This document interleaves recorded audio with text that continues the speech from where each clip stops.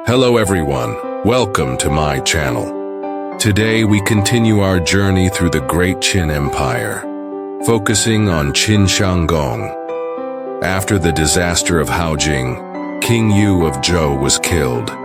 His death was like a starting gun, signaling the feudal lords, ready, set, go.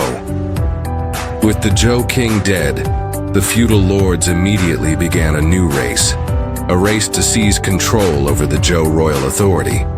The state of Shen found itself in a precarious situation. Although it momentarily became the biggest winner, it also became the primary target of everyone's hostility. Shen Hou, as a traitor, was completely isolated. In the end, the state of Shen was destroyed by the Quanrong people, while the other states stood by and watched. From the moment he chose betrayal, his fate was sealed. History has not been kind to Shen Hou. The state of Bao fared no better. Among the four key players, it suffered the greatest losses, losing its princess, son-in-law, and grandson. And yet, instead of gaining allies, it was met with resistance from other feudal states. There were two main reasons for this. First, Bao had only recently submitted to Zhou and was not yet fully accepted among the established nobility. Second, some feudal lords believed that although Shen Hou was a traitor, he was somewhat justified in his rebellion. If King Yu hadn't mistreated him, Shen Hou might never have turned against the Zhou court.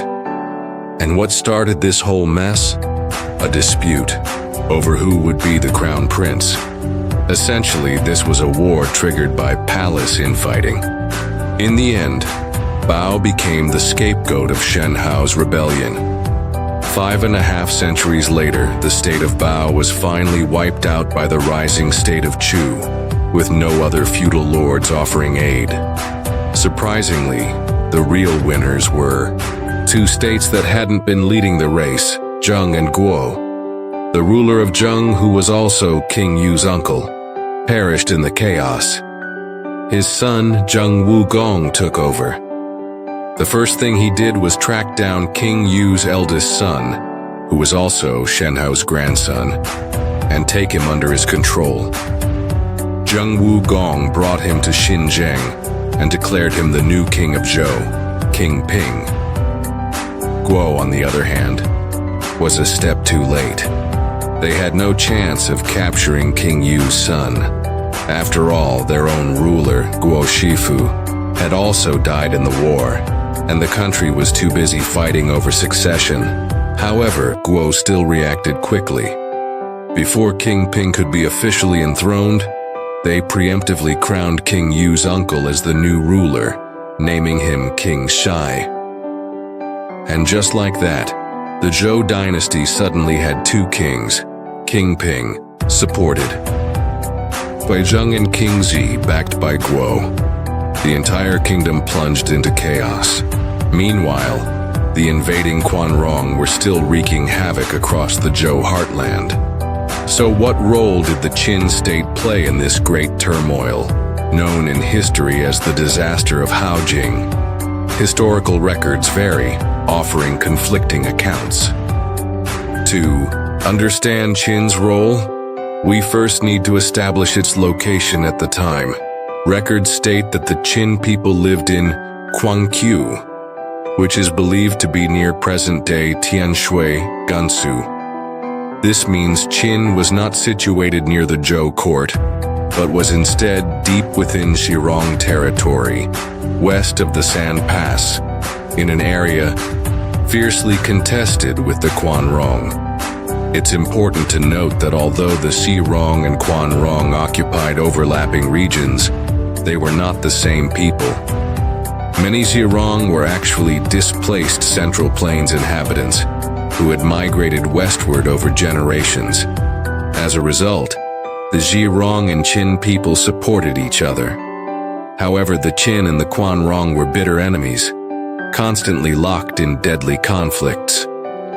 It was through these relentless battles that the Qin people became a formidable military force, even feared by the Quanrong. When Shen Hou opened the gates of Haojing and let the Quanrong attack King Yu, did he really think they would show him mercy? In the end, both he and his entire state were annihilated. In this chaotic landscape, the Qin people stood as the only force capable of resisting the Quanrong. With the backing of the Zirong, they had grown into a formidable military power that even their enemies dared not underestimate. So when the newly crowned King Ping needed an escort to flee eastward, through territories ravaged by the rampaging Quanrong, only the Qin could take on this mission. This is what they mean when they say, opportunity favors the prepared. When you are ready and act decisively at the right moment, you become the biggest winner. That is timing. That is seizing the opportunity. Life is not about mere struggle. It is about accumulating knowledge, preparing, and waiting for the right moment. When the opportunity arises, those who are ready will take control of their destiny. As Alexandre Dumas wrote in The Count of Monte Cristo, "Wait and hope. True conquerors are always those who are prepared." Next time, we'll talk about the Qin people, masters of playing dumb to survive, to the point of being almost adorable. This is a story that's been recorded for 3,000 years, yet deliberately confused in history.